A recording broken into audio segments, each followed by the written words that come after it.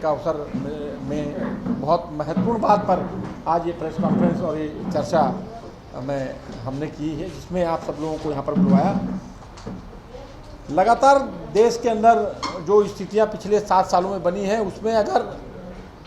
कोई नेता आवाज़ उठा रहा है तो सिर्फ और सिर्फ एकमात्र व्यक्ति राहुल गांधी जी हैं, जो पूरी साहस के साथ केंद्र सरकार और मोदी जी के खिलाफ में लगातार उनकी गलत नीतियों पर बोलकर साहस दिखा रहे हैं।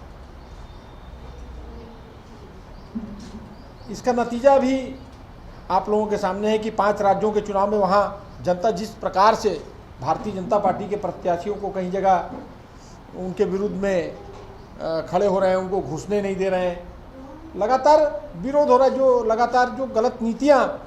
केंद्र सरकार की चल रही है उसमें, और एक परिवर्तन की लहर की स्थिति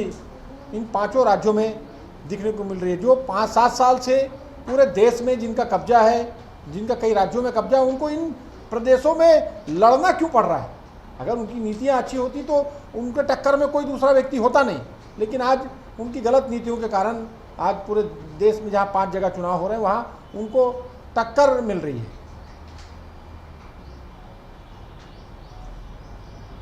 यूपी जैसे प्रदेश, बड़े प्रदेश में जहाँ आज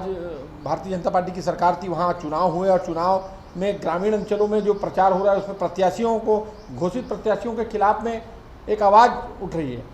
महंगाई और बेरोजगारी एक बहुत बड़ा मुद्दा बनकर वहाँ सामने निकल कर आ रहा है, जिसको लोग सीधा सड़क पर और सीधी तरीके से बात भी कर रहे हैं।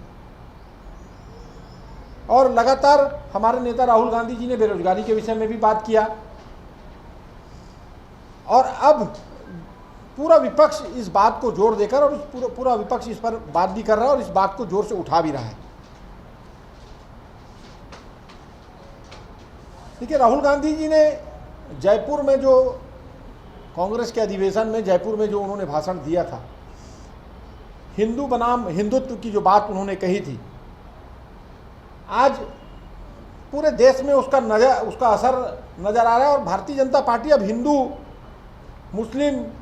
ध्रुवीकरण की राजनीति पर बात कर रहे हैं, हिंदू बनाम हिंदुत्व की बात अब नहीं कर रहे हैं। और लगातार इस देश को 2 पार्ट में बांटने का काम भारतीय जनता पार्टी कर रही है, जिसके बारे में राहुल गांधी जी लगातार बोल रहे हैं। देखिए, राहुल गांधी जी, प्रियंका गांधी जी लगातार जिन बातों को उठा रहे हैं, उनको अब आम आदमी सिविल सोसाइटियों के माध्यम से भी अपनी बात को रख रहा है। आपने मोदी साहब जी की जोड़ी, योगी साहब का यूपी के अंदर स्थिति और देश में लोकतंत्र, सामाजिक सद्भाव के लिए खतरा, ये सब तमाम चीज़, अब एक साधारण आदमी इन सब चीज़ से ऊपर उठ चुका है और इन सब चीज़ों को बहुत बखूबी से, बहुत नज़दीकी से इसको जानता है। लोग आज आर्थिक मुद्दे पर बात कर रहे हैं, सबसे ज़्यादा लोग उसमें परेशान है, महंगाई बेरोजगारी पर परेशान है, रसोई गैस, खाने का तेल, पेट्रोल डीजल लगातार आम जनता की परेशानी में सबसे ज़्यादा है। प्रधानमंत्री नोटबंदी को और असंगठित क्षेत्रों के मजदूरों के लिए लॉकडाउन लगाए जाने की उचित कह रहे थे, वही अब लोगों के लिए परेशानी बनकर उनके भविष्य के सामने खड़ा है। देश में करोड़ों की संख्या में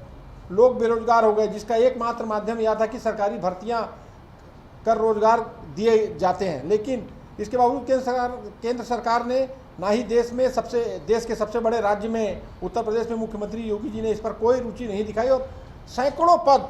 उत्तर प्रदेश में आज आवाज़ उठकर आ रही है। आज जब चुनाव हो रहा है तो लोग इस बात को, वहाँ के युवा इस बात को कह रहे थे, आज वहाँ रहने वाले लोग इस बात को कह रहे हैं, और भारतीय जनता पार्टी का इस विरोध का भारतीय जनता पार्टी को सामना करना पड़ रहा है। प्रधानमंत्री जी गुजरात मॉडल को छोड़ अब छत्तीसगढ़ मॉडल में अपनाए गए पशुधन गोबर की बात करने मजबूर है, और यह बात कर रहे हैं कि जब भूखी प्यासी गौ माता भाजपा की राजनीतिक फसल चर चुकी है। उत्तर प्रदेश के अंदर में जो हमारे पशु सड़क पे होते हैं, उसको देखकर यहाँ की सरकार ने जो योजना बनाई, अब उत्तर प्रदेश में छुट्टा जानवर उसको कहते हैं, और उसको लेकर भी अब भारतीय जनता पार्टी को जो योजना कांग्रेस पार्टी ने यहाँ पर अपने घोषणा पत्र में कहा था, और अब गोबर की बात जो पूरी भारतीय जनता पार्टी गौधन पशुधन पर बात करती थी, आज पूरा भारतीय जनता पार्टी उस योजना को अपनाने के लिए तैयार है, क्योंकि कोई ठोस योजना उन्होंने अब तक बनाई नहीं।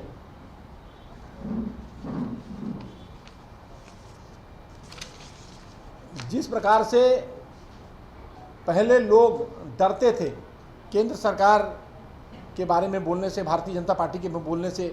ईडी, आईडी, तमाम प्रकार की इन्वेस्टिगेशन के कारण लोग डरते थे, लेकिन अब देखिए आप किस प्रकार से ममता बनर्जी ने बोला, तेलंगाना के, आंध्र और तेलंगाना के मुख्यमंत्री दूसरे प्रदेशों में जाकर इस बात को कह रहे हैं कि केंद्र सरकार की गलत नीतियों के कारण आज देश की स्थितियां खराब है, पाकिस्तान से संबंध हमारे खराब है, चीन, हमारी भूमि पर चीन कब्जा कर रहा है। इस सब चीज़ों में अगर किसी ने बोला है तो सिर्फ राहुल गांधी जी ने इन सब पर बात कही थी, और राहुल गांधी जी ने शुरू से इस पर, चाहे कोरोना के समय की बात हो,